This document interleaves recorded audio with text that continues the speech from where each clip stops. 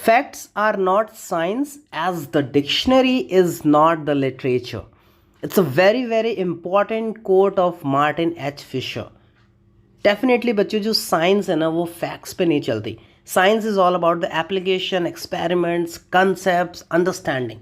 With this thought I am here to bring you the very important chapter of science class 10th, chemical reactions and equation.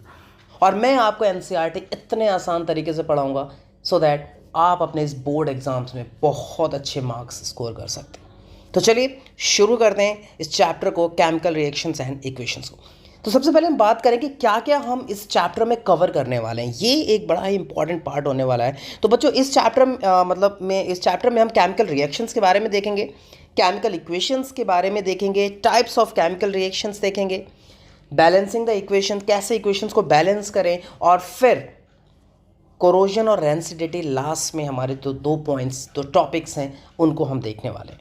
आपको पता है बच्चों, हमारी daily life में या जो भी हमारी जो सिचुएशंस है ना, इसमें अगर आप देखें हमारे बहुत सारे चेंजेस हमारे आसपास होते हैं, है ना. आप देखो कि जो है आप जो फूड जो कुक कर रहे हो या फूड हमारी बॉडी में डाइजेस्ट हो रहा है, हम रेस्पायरेशन कर रहे हैं. इवन आप समर्स में देखिए कि जो मिल्क है वो स्पॉयल हो जाता है. इवन आप जो मेटल बॉडीज़ हैं जब आप उनको एटमॉस्फेयर में बाहर खुले में रखते हैं तो आप देखते होंगे कि जब वो ह्यूमिड एटमॉस्फेयर के एक्सपोज में आते हैं तो वो भी क्या होने लगते हैं, रस्ट हो जाते हैं.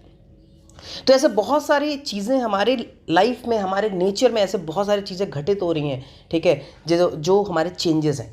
तो यहाँ पे आपको देखे होंगे कि ये जो भी मैंने अभी आपको एग्जांपल जनरली बताया ना, है ना, इसमें कहीं ना कहीं आप देखिए कि जो भी यहाँ पे ऑब्जेक्ट है उसका नेचर और आइडेंटिटी है ना, दोनों चेंज हो रही है. Somewhat it is being changed, ठीक है. तो कहीं ना कहीं कुछ केमिकल चेंजेस हो रहे हैं यहाँ पे, और जब कभी भी बच्चों केमिकल चेंजेस होंगे ना तो वहाँ पे केमिकल रिएक्शन जरूर होगी, ठीक है. तो आप देख सकते हैं केमिकल रिएक्शंस बेसिकली है क्या. Whenever the chemical changes occurs the chemical reactions takes place, है ना. तो आप ये सोचो कि हमें कैसे पता चलेगा कि केमिकल रिएक्शंस हुई है. तो इसके लिए आइए कुछ एक्सपेरिमेंट्स करते हैं, कुछ देखते हैं कि क्या क्या सारी चीज़ें हैं, है ना, और किन के बेसिस पे हम देख सकते हैं कि हाँ ये यहाँ पे केमिकल रिएक्शन हुई है. तो आपको पता है, पहले भी आपने डिस्कस मैंने आपसे किया हुआ है, ठीक है, कि जो केमिकल चेंजेस होते हैं ना, पहली बात तो वो इरिवर्सिबल होते हैं, यानी हम उनको रिवर्स नहीं कर सकते. दूसरा, उसमें कुछ ना कुछ क्या होता है, नया सब्सटेंस का फॉर्मेशन होता है. जैसे फॉर एग्जांपल्स अभी मैंने बताया, cooking of food, respiration, burning of paper, digestion of food, ऐसे बहुत सारे आपको एग्जांपल्स देखने को मिल जाते हैं, ठीक है. एनसीईआरटी की बड़ी इंटरेस्टिंग एक्टिविटी है बच्चों, आइए उसको हम थोड़ा डिस्कस करते हैं. आपको करना क्या है कि आपको अपने एक मैग्नीशियम रिबन लेना है. उस मैग्नीशियम रिबन को जब आप जलाते हैं in the presence of air, यानी जब आप उसको बर्न करते हैं तो क्या होता है, आप देखते हैं कि वो जब जलता है ना तो आपको नीचे एक वाइट ऐश, जिसको हम लोग क्या बोलते हैं, मैग्नीशियम ऑक्साइड बोलते हैं, ठीक है, ये हमें मिल जाता है ना. तो यहाँ पे आप देखिए कि पहले मैग्नीशियम रिबन था, उसके बाद आपको मिला क्या, आपको यहाँ पे मैग्नीशियम ऑक्साइड के फॉर्म में, यानी यहाँ पे उसका आइडेंटिटी चेंज हुई, है ना. और आपको पता है ये जो आपका जो मैग्नीशियम जब आप जलाते हैं ना, ये डेजलिंग वाइट फ्लेम के साथ जलता है और ये वाइट पाउडर में चेंज हो जाता है. ऐसा हुआ क्यों, क्योंकि यहाँ पे बच्चों क्या हुआ कि जो आपका मैग्नीशियम था वो ऑक्सीजन के साथ रिएक्ट कर गया एयर की प्रेजेंस में, ठीक है, और यहाँ पे उसने मैग्नीशियम ऑक्साइड बनाया, ठीक है. और थोड़ा सा आगे चलते हैं. एक बड़ी इंटरेस्टिंग चीज़ मैं आपको बताऊं बच्चों कि आपको पता है जब हम मैग्नीशियम रिबन को जलाते हैं ना, जलाने से पहले ना उसको अच्छे से हम सैंड पेपर से क्या करते हैं, उसको अच्छे से घिसाई करते हैं, उसको साफ करते हैं, उसको क्लीन करते हैं, ठीक है. तो ऐसा क्या रीज़न है ना, क्यों हम before conducting this experiment we should clean the magnesium ribbon. उसका सीधा सा और एक बहुत ही आसान सा आंसर है बच्चों कि देखो क्या होता है ना कि जो मैग्नीशियम है ना, मैग्नीशियम के ऊपर ना एक मैग्नीशियम ऑक्साइड की लेयर जम जाती है ना, क्योंकि आपको पता है मैग्नीशियम क्या होता है, बहुत ही हाईली रिएक्टिव होता है, और ये क्या करता है, ऑक्सीजन के साथ क्विकली रिएक्ट करके मैग्नीशियम ऑक्साइड बनाता है, ठीक है. तो ये जो आपके जो मैग्नीशियम ऑक्साइड की लेयर है ना, ये फर्दर ऑक्सीडेशन नहीं होने देगा मैग्नीशियम का. तो इसलिए हमें क्या करना पड़ता है, उसे अच्छे से क्लीन करना पड़ता है ना. तो आइए कुछ और एक्टिविटीज़ पे हम नज़र डालते हैं, ठीक है. हम यहाँ बात करते हैं, ठीक है, एक लेड नाइट्रेट की. जो आप लेड नाइट्रेट जिसका फॉर्मूला होता है PbNO3 होल ट्वाइस, है ना, इस लेड नाइट्रेट में हम क्या करेंगे, थोड़ा सा पोटेशियम आयोडाइड को ऐड करेंगे. और जब हम पोटेशियम आयोडाइड को ले करके उसको थोड़ा सा इनमें रिएक्शंस कराएंगे ना, तब आपको क्या देखने को मिलेगा, क्या आप ऑब्जर्व करेंगे यहाँ पे, आप देखेंगे कि आपको वहाँ पे पोटेशियम नाइट्रेट का, है ना, एक येलो प्रेसिपिटेट आपको फॉर्मेशन देखने को मिलेगा, है ना। यानी जो आप देखेंगे जो पोटेशियम नाइट्रेट यानी KI, ठीक है, इसका आपको यहाँ पे देखने को मिलेगा और साथ में आपको KNO3 का फॉर्मेशन भी देखने को मिलेगा, है ना। रिएक्शंस आपके सामने हैं, देखिए PbNO3 होल ट्वाइस प्लस आपने जो है KI के 2 मोल लिए हैं और यहाँ पे आपको PbI2 बनता हुआ दिखाई दे रहा है और साथ में क्या बन रहा है आपको 2KNO3। ओके, तो ये हमारे कुछ, मैं इसलिए एक्टिविटीज़ बता रहा हूँ क्योंकि अभी हम कंक्लूजन पे आने वाले हैं कि एक्चुअल में ये क्यों रिएक्शंस इंपॉर्टेंट है। उसके बाद आप देखिए आप क्या करिए, जो हमारी नेक्स्ट एक्टिविटी NCERT की उसके अकॉर्डिंग क्या है कि आपको थोड़ा सा जिंक ग्रेन्यूल्स लेना है और इस जिंक ग्रेन्यूल्स में आपको हाइड्रोक्लोरिक एसिड या सल्फ्यूरिक एसिड को ऐड करना है। और आप देखोगे कि जब आप इसको ऐड करेंगे ना, तो आप देखेंगे लास्ट में आपको हाइड्रोजन गैस का फॉर्मेशन देखने को मिलेगा। यस बच्चों, हाइड्रोजन गैस आपके सामने देखिए रिएक्टर, मैंने यहाँ पे इक्वेशन भी डाली हुई है कि किस तरीके से आप, तो हाइड्रोजन गैस हो रहा है, इसके अलावा आपको यहाँ पे थोड़ी सी हीट भी जनरेट होगी, ठीक है। तो आपने देखा कि जो भी अभी तक हमने ऊपर जो एक्टिविटीज़ देखी, हमने 3 एक्टिविटीज़ देखी, एक मैग्नीशियम की, उसके अलावा हमने लेड नाइट्रेट की, फिर साथ में हमने जिंक ग्रैन्यूल्स और HCl वाले जो यहाँ पे देखा। इसमें हमने क्या देखा कि जो केमिकल चेंजेस है ना ये हो रहे हैं, और कैसे पता कर रहे हैं हम कि केमिकल चेंजेस हो रहे हैं, तो केमिकल चेंजेस कैसे हो रहे हैं इसके लिए हमारे पास 2-3 चीज़ें हैं जिससे हम पता कर सकते हैं। पहली चीज़ ये कि उसकी स्टेट में चेंज हो जाता है, स्टेट में ना कि सॉलिड है तो सॉलिड से लिक्विड या गैस, है ना, स्टेट में चेंजेस देखने को मिल जाए। इसके अलावा उनमें कलर में चेंजेस आपको देखने को मिलेगा, कलर चेंज, जैसे सपोज दैट कि वहाँ पे जो है येलो या ग्रे या वाइट है रिएक्टेंट, तो बाद में जो है उसमें चेंजेस देखने को मिल सकते हैं। दूसरा, गैस में इवोल्यूशन, गैस इवोल्यूशन से अभी हाइड्रोजन गैस निकली थी, तो अगर गैस का इवोल्यूशन हो रहा है तो भी। इसके अलावा टेम्परेचर में चेंज, अभी हमने देखा था जब आप उसको बीकर को टच करोगे, जो कॉनिकल फ्लास्क है जिसमें हमने जिंक ग्रेन्यूल और HCl की रिएक्शन कराई थी, है ना, तो थोड़ा सा वहाँ पे क्या होगा, आपको वो टेम्परेचर में चेंज देखने को मिलेगा, ठीक है ना, थोड़ा सा वो हीटअप हो जाएगा। इसके अलावा प्रेसिपिटेट के फॉर्मेशंस वगैरह भी होते हैं, ठीक है। तो ये सारे भी जो कंक्लूजन्स हैं ये बताते हैं कि हाँ यहाँ पे आपका जो है केमिकल चेंजेस हुए, ठीक है। अब हम बात करते हैं केमिकल इक्वेशंस की, ठीक है। अभी हमने देखा कि ऊपर जो मैग्नीशियम रेबन था इसको हमने बर्न किया ऑक्सीजन के प्रेजेंस में, और वो मैग्नीशियम ऑक्साइड में क्या हो गया, बदल गया। तो जो सबसे सिंपलेस्ट तरीका है किसी भी केमिकल इक्वेशन को लिखने का ना, वो होता है आपका वर्ड इक्वेशन। तो यहाँ पे देखो, यहाँ पे मैं देखो, मैंने आपको येलो बॉक्स में दिखाया हुआ है किस तरीके से उस एक्टिविटी को, उस रिएक्शन को मैंने यहाँ पे शो किया कि किस तरीके से लिख सकते हैं हम। तो यहाँ पे magnesium plus oxygen gives you the magnesium oxide, ये जो रिएक्शन है ना बच्चों, ये वर्ड इक्वेशन है ना। और ये इसमें आप देखोगे कि जो मैग्नीशियम और ऑक्सीजन है इनको हम लोग रिएक्टेंट बोलते हैं, they are called the reactants. क्यों? क्योंकि ये दोनों आपस में रिएक्ट कर रहे हैं। इसके बाद जो बन रहा है वो आपका क्या है, मैग्नीशियम ऑक्साइड, और इसको हम लोग क्या बोलते हैं, प्रोडक्ट बोलते हैं, ठीक है। तो अब ये हमारी वर्ड इक्वेशन है, बट हम इस वर्ड इक्वेशन को ना और ज़्यादा कंसाइज और यूजफुल तरीके से लिख सकते हैं, और इस तरीके से, ये देखिए, in the form of the symbols, यानी Mg plus O2 will give you MgO. Here the magnesium and oxygen are the reactants and this MgO is a product. तो आपने देखिए कि केमिकल चेंजेस किस में हुए, केमिकल चेंजेस हुए magnesium और ऑक्सीजन में, और जो भी आपका नया सब्सटेंस बना है वो है आपका मैग्नीशियम ऑक्साइड, ठीक है। तो अब जरा सोचो, एक बड़ी ही इंपॉर्टेंट पॉइंट मैं आपको बताने वाला हूँ बच्चों, सोचो ज़रा, ठीक है, कि यहाँ पे आप देखिए कि जो नंबर ऑफ एटम्स हैं ईच एलिमेंट में, दोनों साइड क्या वो सेम है? एक बार आप रिएक्शन पर नज़र डालो, इधर मैग्नीशियम है प्लस ऑक्सीजन है और ये आपको MgO दे रहा है। तो अगर आप रिएक्टेंट साइड में देखो, यानी जो लेफ्ट हैंड साइड है ना, लेफ्ट हैंड साइड जो है यानी वो Mg plus O2 है, तो इसमें लेफ्ट हैंड साइड में अगर हम मैग्नीशियम की बात करें, ठीक है, तो यहाँ पे जो मैग्नीशियम है बच्चों वो एक अकेला सिंगल है, ठीक है। ऑक्सीजन लेफ्ट हैंड साइड में कितने हैं, 2 एटम्स हैं। और अगर हम आ गए प्रोडक्ट साइड में, तो यहाँ अगर बात करें तो मैग्नीशियम, यानी जो मैग्नीशियम ऑक्साइड है इसमें मैग्नीशियम अकेला है और ऑक्सीजन भी अकेला है। तो डेफिनेटली ऑब्वियसली जो है यहाँ पे ये इक्वेशन बैलेंस नहीं है, अनबैलेंस है। और ऐसी अनबैलेंस इक्वेशन को बच्चों हम लोग एक बहुत स्पेशल नाम से जानते हैं, and this is called skeletal equation. Yes, ये जो इक्वेशन है इसको हम लोग स्केलेटल इक्वेशन बोलते हैं, ठीक है। तो अब इस स्केलेटल इक्वेशन को हम बैलेंस कैसे करें, हमारा जो सबसे बड़ा चैलेंज है, ठीक है, कि how to balance this equations. है ना। तो उसके लिए आइए शुरू करते हैं कि बैलेंसिंग कैसे करते हैं। आपको पता है बच्चों, अकॉर्डिंग टू आपने 9th में पढ़ा भी होगा, according to the law of conservation of mass क्या कहता है कि the mass can neither be created nor it is destroyed. इसका मतलब क्या है? इसका मतलब ये है बच्चों कि जो टोटल मास है एलिमेंट्स का which is present on the product side किसी भी केमिकल रिएक्शन में, it has to be equal to the total mass of the elements present in the what reactant side. यानी आसान भाषा में बच्चों कि रिएक्टेंट साइड में जो भी आपका टोटल मास है ना एलिमेंट्स का, वो प्रोडक्ट साइड में जो टोटल मास है एलिमेंट्स का उसके इक्वल होना चाहिए। अगर ऐसा है तो समझ लीजिए कि आपकी इक्वेशन क्या है? बैलेंस्ड।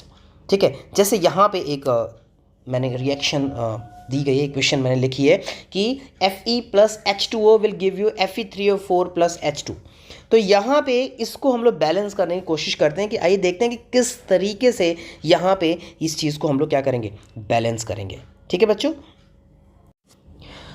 तो इसको बच्चों मैं आपको ये दिखाता हूँ कि कैसे इसको बैलेंस करें। तो आइए इसको हम लोग एक टेबल के माध्यम से समझते हैं और देखते हैं कि किस तरीके से इसको बैलेंस कर सकते हैं। जो आपकी जो इक्वेशन है यहाँ पे, उस इक्वेशन में अगर हम देखें तो आयरन यानी द नंबर ऑफ एटम्स और रिएक्टेंट साइड है ना, इसमें आप देखिए यहाँ पे जो रिएक्टेंट साइड में जो आयरन है वो अकेला सिंगल एटम है। लेकिन अगर हम प्रोडक्ट साइड में यहाँ पे बात करें, ये देखिए, तो प्रोडक्ट साइड में अगर हम बात करें तो आयरन के 3 atoms. In the same way अगर हम बात करें कि यहाँ पे हाइड्रोजन, ये आपको हाइड्रोजन यहाँ पे 2 दिख रहे हैं, लेकिन अगर हम बात करें प्रोडक्ट साइड में, ठीक है, तो यहाँ भी हाइड्रोजन 2 है, तो ये तो बैलेंस दिख रहा है, बट आयरन यहाँ पे बैलेंस नहीं दिख रहा। और अगर हम बात करें ऑक्सीजन की, तो ऑक्सीजन का यहाँ पे एक सिंगल एटम है, लेकिन यहाँ पे ऑक्सीजन के जो है वो 4 एटम्स है। तो इसी चीज़ को मैंने यहाँ पे किस तरीके से यहाँ पे दिखाया हुआ है जिससे आपको समझने में आसानी हो कि आयरन रिएक्टेंट साइड में अकेला है, लेकिन प्रोडक्ट साइड में इसके 3 एटम्स हैं। हाइड्रोजन के रिएक्टेंट साइड में 2 एटम्स है और प्रोडक्ट साइड में यहाँ पे 2 एटम्स है। ये इक्वल और बैलेंस्ड है। लेकिन ऑक्सीजन की बात करें तो यहाँ सिंगल है, 1 एटम है, और प्रोडक्ट साइड में यहाँ पे 4 आपको एटम देखने को मिल जाते हैं। तो कैसे शुरू करें, कैसे हम बैलेंसिंग शुरू करते हैं? तो बच्चों आपको पता है ये ऑफन मतलब ये कन्वीनियंट है हमारे लिए कि हम बैलेंसिंग वहाँ से शुरू करें, है ना, with that compound that contain the maximum number of atoms generally. ठीक है, वो आपके लिए आसान रहेगा। ऐसा नहीं है कि हम सिर्फ इसी मेथड से कर सकते हैं, बहुत सारे ऐसे मेथड्स हैं, आप हर क्लासेस में इसके बारे में पढ़ोगे। ठीक है, तो चलो पहले हम स्टार्ट करते हैं। अगर हम बात करें कि सबसे ज़्यादा किस कंपाउंड में मैक्सिमम नंबर ऑफ एटम्स हैं, तो अगर हम आप बात करें यहाँ पे, तो आइए देखिए, यहाँ पे आयरन अकेला है, यहाँ पे आपका जो H2O है इसमें हाइड्रोजन के 2 और ऑक्सीजन के 1, ऑल टुगेदर 3 आपको एटम्स है। अगर हम बात करें यहाँ पे Fe3O4 में, तो यहाँ पे 3 आयरन के और 4 जो है ऑक्सीजन के एटम्स हैं, यानी ऑल टुगेदर हम बात करें तो 7। ठीक है, और हाइड्रोजन के 2 हैं। तो अभी मैंने क्या बताया कि इट इज़ वेरी, मतलब ये हमारे लिए कन्वीनियंट है कि हम वहीं से शुरू करें जहाँ पे नंबर ऑफ जो आपके एलिमेंट्स में जो नंबर ऑफ एटम्स है वो सबसे ज़्यादा जिस कंपाउंड में है। तो यहाँ पे हम बात करेंगे Fe3O4, तो यहीं से शुरू करते हैं। तो सबसे पहले हम देखते हैं कि यहाँ सबसे ज़्यादा जो एटम आपको दिखाई दे रहा है वो ऑक्सीजन के दिखाई दे रहे हैं। तो चलो भाई, सबसे पहले हम स्टार्ट करते हैं ऑक्सीजन को बैलेंस करना। तो आप देखिए, ऑक्सीजन की अगर हम बात करें तो इनिशियली अगर एटम्स हम बात करें ऑक्सीजन के, तो H2O में कितने हैं? 1 है, और प्रोडक्ट साइड में अगर हम बात करें तो कितने हैं? 4 है। इसका मतलब हमें इस ऑक्सीजन को बैलेंस करना है। तो टू बैलेंस क्या कर सकते हैं, अगर प्रोडक्ट साइड में 4 ऑक्सीजन है और रिएक्टेंट साइड में सिर्फ और सिर्फ 1 अगर एटम्स हैं, इसको बैलेंस करने के लिए हमें जो वाटर है ना, इसके पीछे एक प्रीफिक्स यानी हमें 4 लगाना पड़ेगा। ठीक है, तभी तो ये 4 हो पाएगा, यानी इक्वल नंबर हो पाएगा। तो इसलिए आप देखिए यहाँ पे, ये जो मैंने यहाँ पे रिएक्शन यहाँ पे दी है, यहाँ पे मैंने आपको दिखाया है कि ये यहाँ पे आयरन प्लस जो H2O था उसके पीछे हम, आप देखिए, हमने यहाँ पे 4 लगाया। ठीक है, और फिर यहाँ पे हमने देखा जब 4 लगाएंगे तो देखेंगे कि ऑक्सीजन तो 4 हो गया। ठीक है, क्योंकि इधर भी ऑक्सीजन के 4 एटम्स थे, इधर भी ऑक्सीजन के 4 एटम्स हो गए।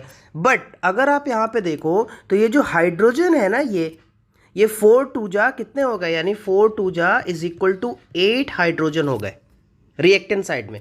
और अगर हम बात करें प्रोडक्ट साइड में, तो यहाँ पे कितने हैं? 2 हाइड्रोजन। तो क्या करेंगे बच्चों, तो देखो, to equalize the number of hydrogen हम क्या कर सकते हैं, सिंपल सा, अब आपको क्लियरली दिख रहा हो कि अगर हम ये जो प्रोडक्ट साइड में जो हाइड्रोजन है, अगर हमने यहाँ पे 4 लगा दें टू इक्वलाइज, तो आप देखेंगे कि इधर भी हाइड्रोजन का नंबर क्या हो जाएगा? इक्वल हो जाएगा।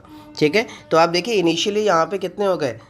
8 हाइड्रोजन है एटम्स, और इस तरफ अगर आप देखें तो सिर्फ और सिर्फ प्रोडक्ट साइड में 2 हाइड्रोजन है। तो to balance what you have to write the 4 2 जा 8 एंड फाइनली आप देखिए ये जो हमारे पास इक्वेशन निकल के आई है लाइक दिस। यहाँ पे आप देखिए कि आयरन प्लस 4H2O और हमने प्रोडक्ट साइड में भी 4 लगाया। तो इस तरीके से अब जो अगर हम बात करें तो रिएक्टेंट साइड में प्रोडक्ट साइड में हाइड्रोजन और ऑक्सीजन का नंबर इक्वल हो गया, लेकिन अभी भी एक एलिमेंट ऐसा है जिसको अभी हमने क्या किया है, बैलेंस नहीं किया है।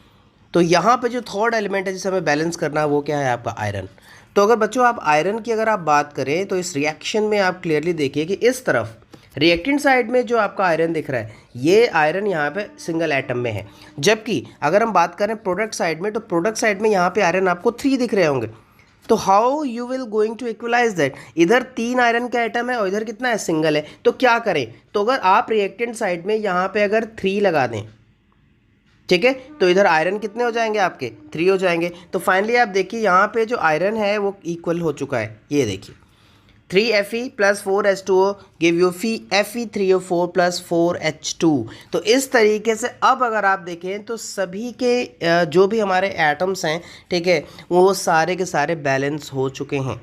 ठीक है, एलिमेंट्स में देखिए आयरन यहाँ पे 3 है, इधर भी आयरन आपके कितने हैं, 3। ठीक है, 4 2 जा 8 हाइड्रोजन है एंड 4 2 जा 8 हाइड्रोजन इधर भी हैं। ऑक्सीजन की बात करें तो 4 ऑक्सीजन इधर भी हैं और इस तरफ भी आपके कितने हैं, 4 ऑक्सीजन है। तो all together this equation is finally balance. तो इस तरीके से बहुत ही आसानी से आप इन इक्वेशंस को क्या कर सकते हैं बच्चों, बैलेंस कर सकते हैं।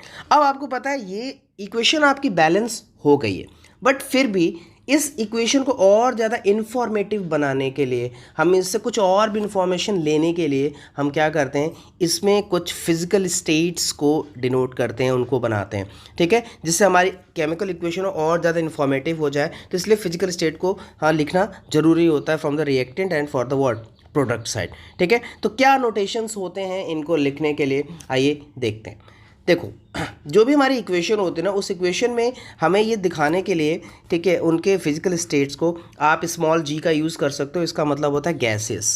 ठीक है, AQ का मतलब होता है एक्वस फॉर्म में है।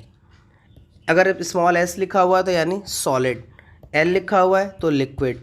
ठीक है, इसके अलावा PPT, अगर आप PPT लिखा हुआ है इसका मतलब प्रेसिपिटेट। ठीक है, तो इस तरीके से आप क्या कर सकते हैं कि अपने जो फिजिकल स्टेट्स हैं उनको डिनोट कर सकते हैं बच्चे, इस तरीके से, है ना। अभी आप ये देखिए यहाँ पे एक रिएक्शन जो हमने अभी देखी थी, उस रिएक्शन को हमने फिजिकल स्टेट्स यहाँ लिखे हुए हैं। देखिए आयरन सॉलिड फॉर्म में है, ठीक है, H2O यहाँ पे हमने G लिखा हुआ है। अब आप कहोगे सर आपने यहाँ पे L क्यों नहीं लिखा हुआ है।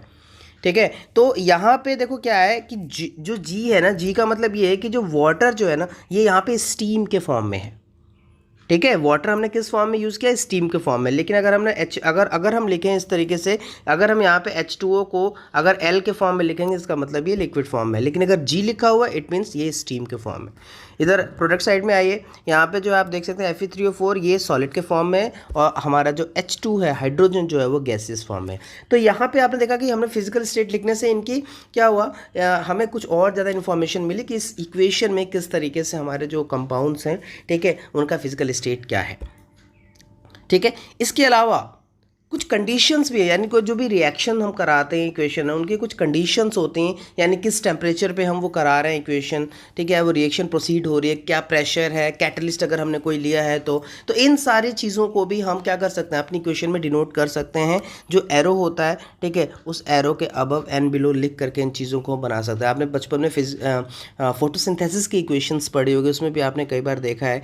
यहाँ पे ये देखिए आपके सामने इक्वेशन आ गई, ये देखिए जो नीचे मैंने यहाँ पे इसकी फोटोसिंथेसिस की जो इक्वेशन लिखी है 6 CO2 कार्बन डाइऑक्साइड, ठीक है, और 6 मॉलिक्यूल यहाँ पे वाटर के, ये जब रिएक्ट करते हैं किसकी प्रेजेंस में, in the presence of sunlight, ठीक है, और लीव्स में जो क्लोरोफिल होता है वो। तो ये जो कंडीशन है ये हमने क्या किया, एरो के ऊपर और नीचे दिखाया हुआ है कि हाँ भाई सनलाइट के प्रेजेंस में और क्लोरोफिल में ये रिएक्शन प्रोसीड हो रही है। तो इस तरीके से आप कंडीशंस को भी यहाँ पे दिखा सकते हैं।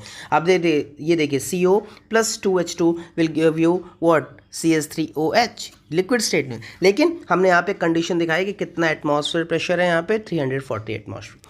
तो इस तरीके से हम यहाँ पे कुछ कंडीशंस को दिखा सकते हैं। तो this is all about the balancing और showing the physical states and the condition in the reactions.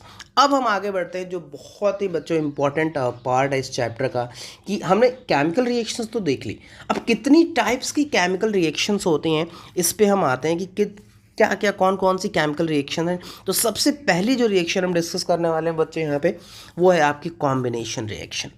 हाँ बच्चों, कॉम्बिनेशन रिएक्शन ये बहुत ही इंपॉर्टेंट रिएक्शन होती है। इसमें देखो होता क्या है, ऐसी केमिकल रिएक्शन है जिसमें दो या दो से ज़्यादा सब्सटेंसेस आपस में रिएक्ट करके एक सिंगल प्रोडक्ट बनाते हैं। समझ में आ रहा है? जैसे क्या कि अगर A प्लस B ये दो रिएक्ट करेंगे तो यहाँ पे C बनेगा। ठीक है, मतलब A और B यहाँ पे दो या दो से ज़्यादा क्या है, रिएक्टेंट्स हैं, लेकिन प्रोडक्ट क्या है यहाँ पे, सिंगल है। तो इस केस में यानी इस रिएक्शंस को हम लोग क्या बोलते हैं बच्चों, कॉम्बिनेशन रिएक्शन बोलते हैं। आप यहाँ पे देख सकते हैं कि यहाँ पे हमने कैल्शियम ऑक्साइड लिया हुआ है, ठीक है, वाटर के साथ रिएक्ट जब हम करा रहे हैं तो यहाँ पे कैल्शियम हाइड्रोक्साइड बन रहा है। यानी रिएक्टेंट साइड में देखो तो कैल्शियम ऑक्साइड और वाटर, यहाँ पे दो रिएक्टेंट है लेकिन प्रोडक्ट साइड में एक सिंगल प्रोडक्ट है। तो जब कभी भी दो या दो से ज़्यादा रिएक्टेंट रिएक्ट करके एक सिंगल प्रोडक्ट देते हैं, and this type of reaction is called what, combination reaction. तो यहाँ पे आप देखिए जो कैल्शियम ऑक्साइड है ना बहुत ही विग्रसली रिएक्ट कर जाता है वाटर के साथ, ठीक है, और ये जो कैल्शियम हाइड्रोक्साइड बनाता है इसको हम लोग स्लेक्ड लाइम भी बोलते हैं। ध्यान रखना बच्चों, पूछा जाता है कई बार, ठीक है, स्लेक्ड लाइम, कैल्शियम हाइड्रोक्साइड को हम लोग स्लेक्ड लाइम भी बोला जाता है, ठीक है। और इस रिएक्शन में पता है बच्चों बहुत ही लार्ज अमाउंट ऑफ हीट भी प्रोड्यूस होती है। यस, बहुत लार्ज अमाउंट में हीट प्रोड्यूस करता है ये। और आपको पता है ऐसी रिएक्शन जहाँ पे हीट प्रोड्यूस होती है, such type of reaction is called exothermic reaction. हाँ बच्चों, आगे में और भी हम इसके बारे में डिस्कस करने वाले हैं, ठीक है। तो अभी फिलहाल इस रिएक्शन पे हम लोग कंसंट्रेट करते हैं कि यहाँ पे कैल्शियम ऑक्साइड जो है ये वाटर के साथ विग्रसली रिएक्ट करता है और कैल्शियम हाइड्रोक्साइड बनाता है। कैल्शियम हाइड्रोक्साइड को हम लोग कॉमनली स्लेक्ड लाइम बोलते हैं, बच्चे ध्यान रखिएगा, ठीक है, एग्जाम्स में पूछा जाता है। और आपका ये जो कैल्शियम ऑक्साइड है ना जो वाटर के साथ रिएक्ट कर रहा है, कैल्शियम ऑक्साइड को हम लोग कॉमनली क्विक लाइम बोलते हैं। क्या बोलते हैं बच्चों, क्विक लाइम। ये ध्यान रखिएगा, calcium oxide is quick lime and the calcium hydroxide is what, slaked lime, ठीक है। चलिए, क्या आपको पता है जो सॉल्यूशन है ना स्लेक्ड लाइम का, इसका हम यूज्ड वाइट वॉशिंग के लिए करते हैं। हाँ बच्चों, है ना, दिवाली पे जो घर की जो हम दीवालों को जो रंगाई करते हैं ना उनकी वाइट वॉशिंग करवाते हैं, उसमें जो सॉल्यूशन यूज होता है वो हमारा स्लेक्ड लाइम यानी कैल्शियम हाइड्रोक्साइड ही होता है, ठीक है। और आपको पता है जब हम कैल्शियम हाइड्रोक्साइड से यानी उनकी जब वाइट वॉशिंग कर देते हैं वॉल्स को, तो क्या होता है जो हमारे एटमॉस्फेयर में जो कार्बन डाइऑक्साइड होती है ना ये स्लोली उससे रिएक्ट करती है। और आप देखते होंगे कि जब हम वाइट वॉशिंग करा देते हैं तो उसके 2 से 3 दिन के बाद ना हमारी जो वॉल्स होती है ना उसमें बहुत ही शाइनी फिनिश आ जाती है। वो क्यों शाइनी फिनिश आती है, क्योंकि जो कैल्शियम हाइड्रोक्साइड है जिससे हमने वाइट वॉशिंग किया है, ठीक है, उसको वो धीरे धीरे कार्बन डाइऑक्साइड से रिएक्ट करते हैं और फिर वो बनता है क्या, कैल्शियम कार्बोनेट। और कैल्शियम कार्बोनेट क्या है आपको पता है, ये कॉन्स्टिट्यूएंट है मार्बल का। तो इस तरीके से आप देख सकते हैं कि ये एक बड़ी इंपॉर्टेंट रिएक्शन है बच्चों, ये बोर्ड में कई बार पूछा गया है ये क्वेश्चन, तो ये ध्यान रखिएगा, ठीक है, कि जो स्लेक्ड लाइम का सॉल्यूशन होता है उसको वाइट वॉशिंग के लिए हम यूज़ करते हैं और ये calcium hydroxide slowly carbon dioxide के साथ रिएक्ट करके कैल्शियम कार्बोनेट देता है और साथ में वाटर रिलीज होते हैं। तो this is a very very interesting point जो आपको ध्यान रखना है, ठीक है। दूसरी जो हमारी रिएक्शन है उसमें हम आगे आएंगे, बट उससे पहले एक पॉइंट में डिस्कस करना चाहता हूँ। अभी मैंने आपको बताया अभी तक कुछ देर पहले कि एक्सोथर्मिक रिएक्शंस क्या होते हैं। बच्चों, एक्सोथर्मिक रिएक्शंस वो रिएक्शंस होते हैं जहाँ पे हीट रिलीज होती है, ठीक है। जैसे अभी हमने देखा था, अभी स्टार्टिंग वाली जो हमने ये इक्वेशन दिखी थी जिसमें हमने देखा था कैल्शियम ऑक्साइड जो है वाटर के साथ रिएक्ट करके कैल्शियम हाइड्रोक्साइड बना रहा है। तो वहाँ पे क्या होगा ना, जब आप ये रिएक्शन कराएंगे ना किसी बीकर में, अगर आप बीकर को टच करोगे ना तो आपको थोड़ा सा हीट फील होगा। इसका मतलब क्या कि यहाँ पे हीट रिलीज हो रही है। तो such type of reaction is called exothermic reaction, ठीक है। आगे देखते हैं। अब एक्सोथर्मिक रिएक्शन बहुत सारे एग्जांपल्स हैं, जैसे burning of the natural gas, ठीक है। आप देख सकते हो अगर आप कोल को बर्न करोगे, ठीक है, या आप जो है रेस्पायरेशन का जो प्रोसेस होता है हमारे बॉडी में, या जो भी वेजिटेबल जो मैटर होता है उसको हम डिकम्पोज करते हैं, ठीक है, कंपोस्ट में, तो ये सारे के सारे रिएक्शंस में क्या होता है, सब में हीट रिलीज होती है बच्चों, and such type of reactions is called what, exothermic reaction. अब हम आगे चलते हैं बच्चों डिकम्पोजिशन रिएक्शंस पे। ये बहुत इंटरेस्टिंग टाइप के रिएक्शंस हैं और इनकी जो खास बात है वो समझना इसलिए इम्पॉर्टेंट है बच्चों क्योंकि ये जो रिएक्शंस होते हैं ना, they are just opposite of the combination reaction. हाँ बच्चों, हमने क्या अभी देखा था कि कॉम्बिनेशन रिएक्शन में क्या हमने बताया था कि A plus B reacts and give you the C, यानी दो या दो से ज़्यादा रिएक्टेंट रिएक्ट करेंगे और एक सिंगल प्रोडक्ट देंगे। यहाँ पे क्या है, एक सिंगल प्रोडक्ट यानी ए, ये ब्रेक डाउन होगा, स्प्लिट अप होगा और दो या दो से ज़्यादा प्रोडक्ट्स बनाएगा। Yes, it is just opposite of what बच्चे, कॉम्बिनेशन रिएक्शन। ठीक है, तो ये ध्यान रखिएगा, डिकम्पोजिशन रिएक्शन जो है वो उसकी कॉम्बिनेशन रिएक्शन की जस्ट ऑपोजिट होती है। इसमें जो कंपाउंड्स होता है दे स्प्लिटेड इनटू द टू और मोर सिंपलर सब्सटेंसेस। आइए कुछ डिकम्पोजिशन रिएक्शन के टाइप्स की बात करते हैं। ठीक है, तो सबसे पहले हम बात करेंगे थर्मल डिकम्पोजिशन की। थर्मल डिकम्पोजिशन का मतलब कि अगर हम जो भी हमारे पास रिएक्टेंट है उसको हम डिकम्पोज या स्प्लिट कर रहे हैं with the help of heat, अगर हम हीट का यूज़ करके इस रिएक्शन को प्रोसीड कराते हैं तो this is called thermal decomposition. ठीक है, अब इसमें आप देखिए, इसमें आप क्या करेंगे, कुछ एक्टिविटीज़ हैं जिनको हम डिस्कस कर लेते हैं, इंपॉर्टेंट एक्टिविटीज़ हैं, एग्जाम में बच्चों पूछा जाता है। तो अगर हम क्या करें कि यहाँ पे फेरस सल्फेट के क्रिस्टल ले लें, फेरस सल्फेट यानी FeSO4, ठीक है, .7H2O, यानी ये आप देख सकते हैं ये जो 7H2O है ये दिखा रहा है कि इसमें 7 मॉलिक्यूल्स ऑफ वाटर हैं। ठीक है, तो ये हमारे पास क्रिस्टल है फेरस सल्फेट का FeSO4 इंटू 7H2O। इसको अगर हम टेस्ट ट्यूब में ले करके हीट करें ना, बॉइलिंग ट्यूब में, तो आप होगा क्या, पहले हम कलर की अगर हम बात करें तो ये जो फेरस सल्फेट है ना ये ग्रीन कलर का होता है बच्चे। ठीक है, it is of green colour, और जब हम इसको हीट करते हैं बॉइलिंग ट्यूब में लेके तो क्या होगा, जो इसके वाटर के मॉलिक्यूल्स हैं ना ये यहाँ से निकल जाएंगे, और जैसे ही ये वाटर मॉलिक्यूल्स यहाँ से निकलेंगे क्या होगा, यहाँ पे एनहाइड्रस FeSO4 बनेगा। एनहाइड्रस का मतलब ये होता है बच्चे, जब वाटर मॉलिक्यूल निकल जाता है तो जो भी हमारे पास कंपाउंड होता है उसको एनहाइड्रस बोलते हैं। ठीक है, तो हमारे पास क्या था, FeSO4 यानी फेरस सल्फेट के क्रिस्टल थे। इस FeSO4 के क्रिस्टल्स में 7 मॉलिक्यूल वाटर थे। जब हमने इसको हीट किया तो क्या हुआ, सबसे पहला स्टेप तो ये होगा कि ये जो वाटर मॉलिक्यूल है ये निकल जाएगा। तो वाटर मॉलिक्यूल जब निकल जाएगा ना तो इसका जो कलर हो जाएगा वो वाइट हो जाएगा। ठीक है, पहले जो आयरन सल्फेट था वो ग्रीन कलर का था, जैसे हमने हीट किया वाटर मॉलिक्यूल निकल गया और अब ये एनहाइड्रस FeSO4 बन गया जो वाइट कलर का है। उसके बाद भी हमने क्या किया, फर्दर हीटिंग जारी रखी, और जब फर्दर हीट करेंगे तो क्या होगा, ये जो FeSO4 है ये स्प्लिट अप हो जाएगा। ठीक है, 3 प्रोडक्ट्स में। जो पहला प्रोडक्ट होगा वो होगा क्या, Fe2O3, जिसको हम लोग बोलते हैं फेरिक ऑक्साइड, और ये बच्चों सॉलिड होता है, एंड एक बहुत इंपॉर्टेंट थिंग, इसका जो कलर है वो ब्राउन होता है। कलर चेंजेस ध्यान रखिएगा बच्चों, यहाँ से कलर चेंजेस पूछे जाते हैं। ठीक है, और इसके अलावा जो 2 और प्रोडक्ट्स हैं, एक है आपका क्या, सल्फर डाइऑक्साइड और सल्फर ट्राइऑक्साइड। ठीक है, ये जो गैसेस हैं ये सल्फर डाइऑक्साइड और ट्राइऑक्साइड्स हैं, इनकी बहुत ही पंजेंट स्मेल होती है, यानी बर्निंग सल्फर, जैसे बर्न किया जाता है ना उस टाइप की बर्निंग सल्फर की स्मेल होती है। ठीक है, तो ये 3 चीज़ें यहाँ से रिलीज होती हैं। This a very very important reaction बच्चों, ध्यान रखिएगा, इससे क्वेश्चंस काफ़ी पूछे जाते हैं एग्जाम्स में। ठीक है, क्या था रिएक्शन कि FeSO4 के क्रिस्टल्स को जब हमने हीट किया बॉइलिंग ट्यूब में तो पहले तो ये क्या बना, एनहाइड्रस FeSO4 बना जो किस कलर का था बच्चों, वाइट कलर का था। इसके बाद फर्दर हीटिंग की तो आपको Fe2O3 यानी फेरिक ऑक्साइड बना जिसका कलर क्या था, ब्राउन था। ठीक है, और साथ में आपको सल्फर डाइऑक्साइड और सल्फर ट्राइऑक्साइड भी रिलीज हुआ। This is about the thermal decomposition. एक और थर्मल डिकम्पोजिशन की आपके यहाँ पे रिएक्शन है, यानी कैल्शियम कार्बोनेट, जिसको हम लोग लाइमस्टोन भी बोलते हैं। अगर इसको हम क्या करेंगे, हीट करेंगे तो 2 प्रोडक्ट्स में स्प्लिट अप हो जाता है। एक होता है आपका कैल्शियम ऑक्साइड, जिसको हम लोग अभी हमने पढ़ के आए थे, क्या था, क्विक लाइम बोलते हैं, और साथ में कार्बन डाइऑक्साइड गैस रिलीज होती है। ठीक है, और ये जो कैल्शियम ऑक्साइड यानी जो क्विक लाइम है ना, इसका सीमेंट इंडस्ट्री यानी जो सीमेंट इंडस्ट्री है, सीमेंट इंडस्ट्री में इसका बहुत ज़्यादा यूज़ होता है बच्चे। ठीक है, तो इस चीज़ को आप लोग ध्यान रखिएगा। आगे चलते हैं, heating of the lead nitrate.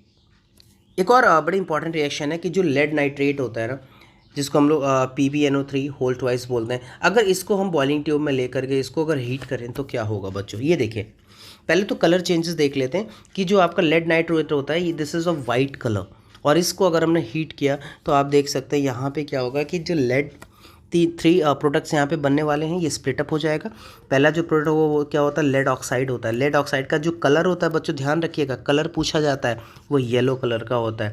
इसके अलावा यहाँ पे आपको नाइट्रोजन डाइऑक्साइड बनेगी। इसका ये क्या होता है, जो नाइट्रोजन डाइऑक्साइड के ब्राउन फ्यूम्स होते हैं। यस, जब आप हीट करोगे ना लेड नाइट्रेट को, तो आप देखोगे जो फ्यूम्स वहाँ से निकल रहे होंगे ना, वो ब्राउन कलर के फ्यूम्स होते हैं, और ये जो फ्यूम्स हैं ये नाइट्रोजन डाइऑक्साइड, और साथ में ऑक्सीजन गैस भी आपके रिलीज हो रही है। So this is very very important reaction, इसको ध्यान में रखिएगा, क्वेश्चन यहाँ से भी पूछे जाते हैं।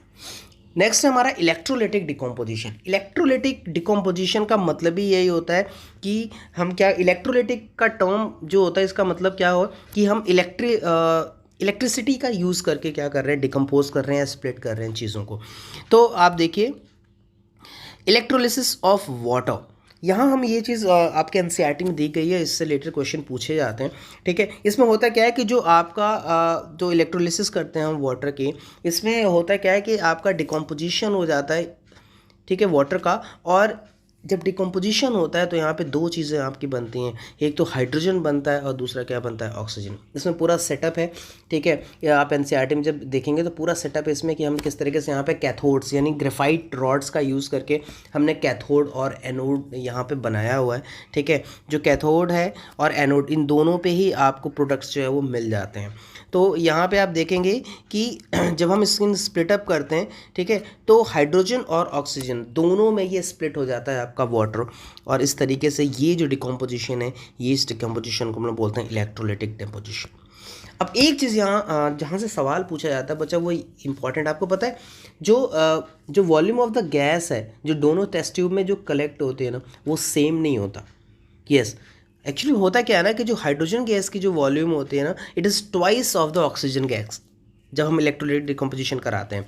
तो ऐसा इसलिए है बच्चों, आप देख सकते हो यहाँ पे जो रिएक्शन है आपको यहाँ क्लियरली दिख रही है, ये इंपॉर्टेंट रिएक्शन है। यहाँ पे डिकम्पोज होने के बाद देखिए कि जो वाटर है, वाटर में आप हाइड्रोजन को अगर आप देखें तो हाइड्रोजन के दो आपको यहाँ पे एटम्स दिख रहे होंगे, जबकि है ना 2, तो और यहाँ पे ऑक्सीजन का जो मॉलिक्यूल है वो अकेला ही है, सिंगल ही है। तो यहाँ पे क्या होता है कि water contain 2 atoms of hydrogen for the each atom of oxygen, यानी एक ऑक्सीजन एटम के लिए 2 हाइड्रोजन यहाँ पे हैं, और इसीलिए आपको देख सकेंगे कि जो वॉल्यूम होता है हाइड्रोजन का वो क्या होता है, डबल होता है in comparison to the oxygen. ठीक है, तो इसलिए क्वेश्चन भी पूछे जाते हैं एग्जाम्स में, तो ध्यान रखिएगा।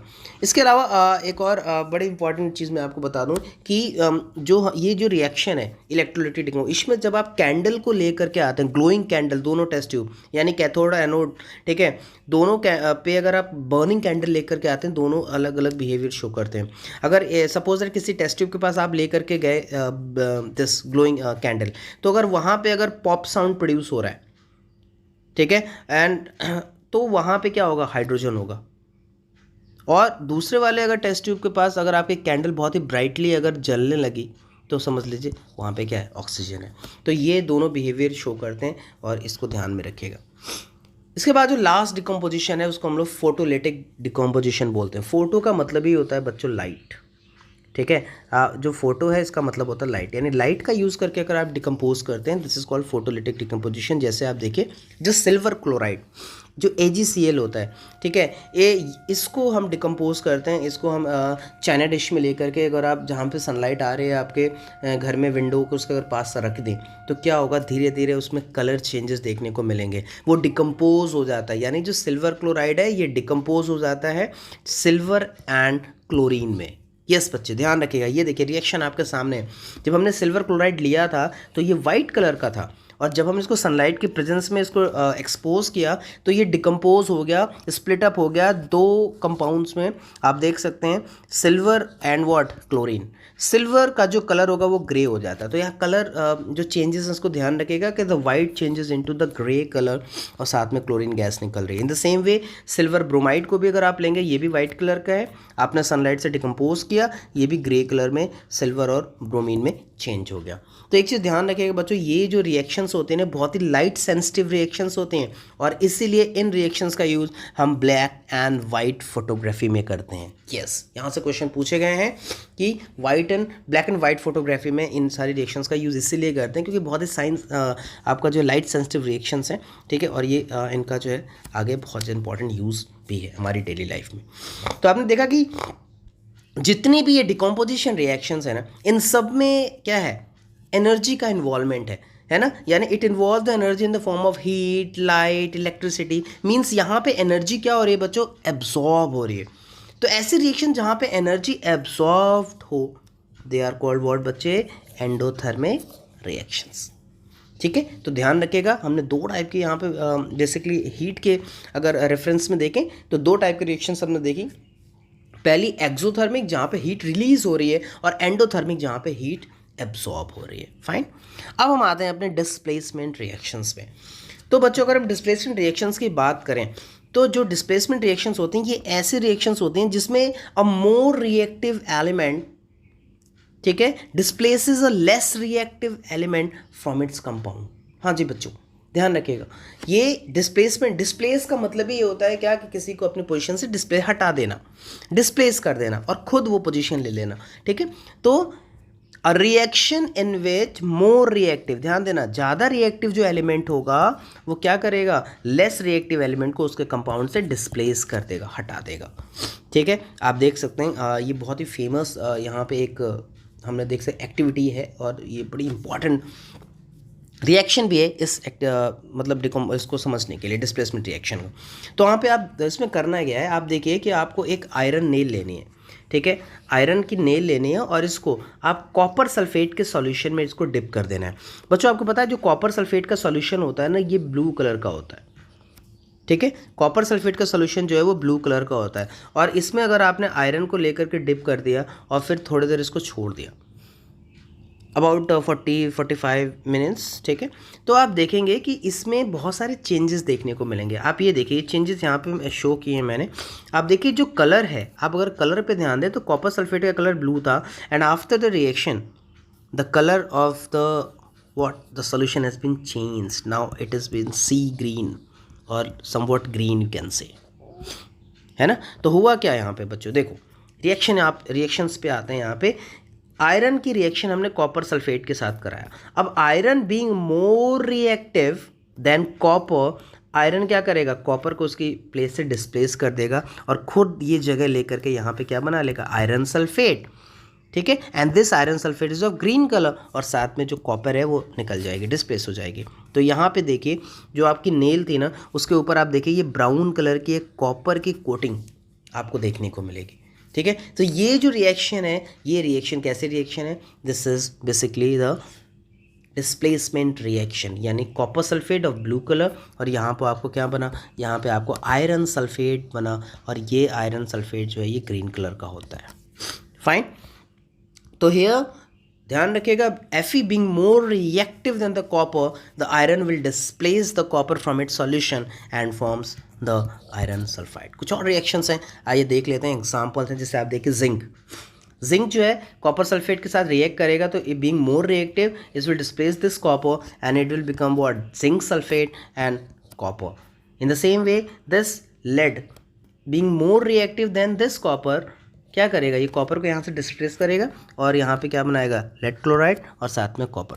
अगर आप सोचो ये रिएक्शन अगर हम ऑपोजिट करें तो क्या होगी, अगर हम यहाँ पे जिंक कॉपर सल्फेट के साथ रिएक्ट कराएं, लेकिन अगर इसी रिएक्शन को हम अगर कॉपर को रिएक्ट कराएं जिंक सल्फेट के साथ तो क्या होगा, क्या ये रिएक्शन प्रोसीड होगी, क्या ये कॉपर इस जिंक को हटा पाएगा, नहीं हटा पाएगा, ये रिएक्शन बच्चे नहीं होगी। ठीक है, तो ध्यान रखिएगा यहाँ पे जो मोर रिएक्टिव एलिमेंट होता है वो लेस रिएक्टिव एलिमेंट्स को यहाँ से डिस्प्लेस कर देते हैं। नेक्स्ट जो है वो है हमारा डबल डिस्प्लेसमेंट रिएक्शन। जो डबल डिस्प्लेसमेंट रिएक्शन होती है इसमें देखो बच्चों क्या होता है कि यहाँ पे दो कंपाउंड्स रिएक्ट करते हैं और इनके जो आयंस होते हैं वो आपस में क्या करते हैं, स्विच करते हैं, एक्सचेंज कर लेते हैं अपने आप को। ठीक है, so the reaction in which two compounds reacts and their positive and negative ion switch places या exchange themselves to form a new products। जैसे आप ये देखो, ये बहुत फेमस रिएक्शन है बच्चों। यहाँ पे अगर आप देखो तो यहाँ पे जो Na2SO4 यानी जो सोडियम सल्फेट है ये BaCl2 यानी बेरियम क्लोराइड के साथ रिएक्ट करेंगे, और जब ये दोनों रिएक्ट करेंगे तो बनेगा क्या, आपको बेरियम सल्फेट बनेगा और साथ में सोडियम क्लोराइड बन रहा है। यहाँ पे जो बेरियम जो सल्फेट है ना, इसका वाइट पीपीटी बनता है बच्चों। पीपीटी का मतलब वाइट प्रेसिपिटेट। जी हाँ, ये सॉलिड प्रेसिपिटेट होता है और ये नीचे जा कर के ये इनसॉल्युबल होता है और नीचे जा कर के सेटल डाउन हो जाता है, डिसॉल्व नहीं होता, इनसॉल्युबल होता है। और आपको पता है ऐसी रिएक्शंस बच्चों जहाँ पे प्रेसिपिटेट का फॉर्मेशन होता है ना, उस रिएक्शंस को हम लोग प्रेसिपिटेट रिएक्शंस भी बोल सकते हैं।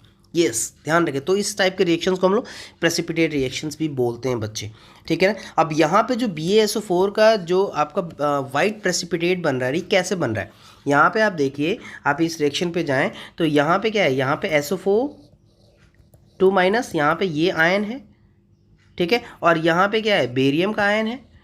तो ये दोनों एक दूसरे को क्या करेंगे, एक्सचेंज कर लेंगे अपनी पोजीशन को, और यहाँ बेरियम सल्फेट बनेगा और साथ में जो सोडियम आयन है और इधर जो क्लोरीन आयन है ये आपस में रिएक्ट करके सोडियम क्लोराइड बना देंगे। तो इस तरह के दो आयन्स का एक्सचेंज हो रहा है, इसलिए हम लोग इसको डबल डिस्प्लेसमेंट बोलते हैं बच्चे। तो इसको ध्यान रखिएगा आप लोग, इंपॉर्टेंट रिएक्शन है। तो द वाइट पीपीटी जो BaSO4 का बन रहा है, it is form by the exchange of the word SO4 and Ba, और ये रिएक्ट करके आपको BaSO4 बना दिए।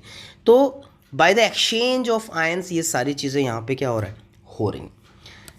अब हम आते हैं अपने जो लास्ट टॉपिक है, ऑक्सीडेशन एंड रिडक्शन। ये भी एक बहुत इंटरेस्टिंग रिएक्शंस होते हैं बच्चों। अगर ये जो नोट्स आप देख रहे हैं ना, ये अगर आपको जो नोट्स अगर चाहिए, ये हैंड रिटन नोट्स हैं, और अगर आपको भी ये सारे नोट्स चाहिए तो मुझे मैसेज करिए, मैं आपको PDF इसको फ्री में सेंड करूँगा बच्चों, ठीक है। चलिए, अगर वीडियो पसंद आ रही है तो डेफिनेटली इसको लाइक करिए, सब्सक्राइब करिए, अपने फ्रेंड्स को शेयर करिए, सो डैट आपको और ऐसे वीडियोस मैं लेके आ सकूँ आपके लिए। चलिए, अब देखिए, अब हम बात करते हैं ऑक्सीडेशन और रिडक्शन की। आपको पता है, जब आप कॉपर, थोड़ा सा आप कॉपर का पाउडर लीजिए और इस कॉपर को पाउडर का ले करके आप थोड़ा सा इसको हीट करें चाइना डिश में, तो आप देखेंगे क्या कि उसके सरफेस पे ना जो कॉपर था ना वो ब्लैक कलर का हो जाएगा। और जो ब्लैक कलर हो जाएगा वो किसकी वजह से हो जाएगा, वो कॉपर ऑक्साइड की वजह से हो जाएगा, क्योंकि ऑक्सीजन के प्रेजेंस में उसको हीट कर रहे हैं, ठीक है। तो वो हुआ क्या, वहाँ पे ऑक्सीजन के साथ वो रिएक्ट किया और रिएक्ट करने के बाद वो कॉपर ऑक्साइड बनाया। तो हुआ क्या, वहाँ पे जो कॉपर था उसमें ऑक्सीजन ऐड हो गई, ठीक है, और ऑक्सीजन जब ऐड हुई कॉपर में तो क्या बनाया, कॉपर ऑक्साइड का फॉर्मेशन हुआ, है ना। तो ये ध्यान रखिएगा, यहाँ पे जो ऑक्सीजन है ये कॉपर के साथ ऐड होकर के उसने कॉपर ऑक्साइड बनाया। तो अगर किसी सब्सटेंस में ऑक्सीजन ऐड हो जाता है तो उसको हम लोग क्या बोलते हैं, ऑक्सीडेशन रिएक्शन। और एक चीज़ मैंने और इसमें ऐड कर दिया, क्या कि if a substance gains the oxygen, if the substance gain यानी वो क्या करता है, ऐड हो जाता है ऑक्सीजन, या इट लूजेस द हाइड्रोजन किसी भी केमिकल रिएक्शन में, तो ऐसे रिएक्शंस को हम लोग बोलते हैं कि भाई वो रिएक्शन ऑक्सीडेशन रिएक्शन है, या तो सब्सटेंस है वो ऑक्सीडाइज हो गया है। आप देखो, यहाँ पे कॉपर है, हमने उसको हीट किया ऑक्सीजन की प्रेजेंस में, क्या बना, कॉपर ऑक्साइड बना बच्चे, ठीक है। ये कैसी ऑक्सीडेशन रिएक्शन। अब सोचो, ये जो कॉपर ऑक्साइड यहाँ पे बना है ना, अगर हम इस कॉपर ऑक्साइड में हाइड्रोजन गैस पास करें प्लस H2 अगर हम करें इन द अनदर रिएक्शन, तो क्या होगा, तो ये जो कॉपर ऑक्साइड है ना, ये जो कॉपर ऑक्साइड है, जब इसमें हाइड्रोजन हम गैस पास करेंगे तो ये जो इसके ऊपर जो ब्लैक कोटिंग होगी ना, वो क्या हो जाएगा, वो रिमूव हो जाएगी, और फिर से आपको क्या हो जाएगा, ब्राउन कलर का कॉपर मिलेगा, है ना। यानी ये एक रिवर्स रिएक्शन है बच्चे, ध्यान रखिएगा, ठीक है। हमने कॉपर के साथ ऑक्सीजन की रिएक्शन कराई, यानी हीट किया in the presence of oxygen, copper oxide बना, ये कॉपर ऑक्साइड ब्लैक कलर का था, और जैसे ही हमने इसमें हाइड्रोजन गैस पास की तो क्या हुआ, आप देखेंगे फिर से ये रिएक्शन रिवर्स हो जाएगी, ठीक है, और आपको कॉपर वापस मिल जाएगा, है ना बच्चे। तो ये एक बड़ी इंटरेस्टिंग और बहुत ही इंपॉर्टेंट रिएक्शन है, ठीक है। आप यहाँ पे देख सकते हो, ये रिएक्शन मैंने यहाँ पे लिखी है कि the copper oxide with reacts with what, इसमें हाइड्रोजन गैस पास की, आपको फिर से कॉपर मिल गया, and what, you get the water, ठीक है। तो इस तरीके से when a substance loses the oxygen, अब यहाँ पे हुआ क्या, आप ध्यान से देखो, यहाँ पे जो कॉपर ऑक्साइड है, ठीक है, इसने यहाँ से ऑक्सीजन लूज कर दिया और क्या बनाया, कॉपर बनाया। तो यहाँ पे जब ऑक्सीजन लूज करते हैं या हाइड्रोजन हम गेन करते हैं, such type of chemical reaction is called reduction reaction, या हम बोलेंगे कि जो सब्सटेंस है वो रिड्यूस हो गया।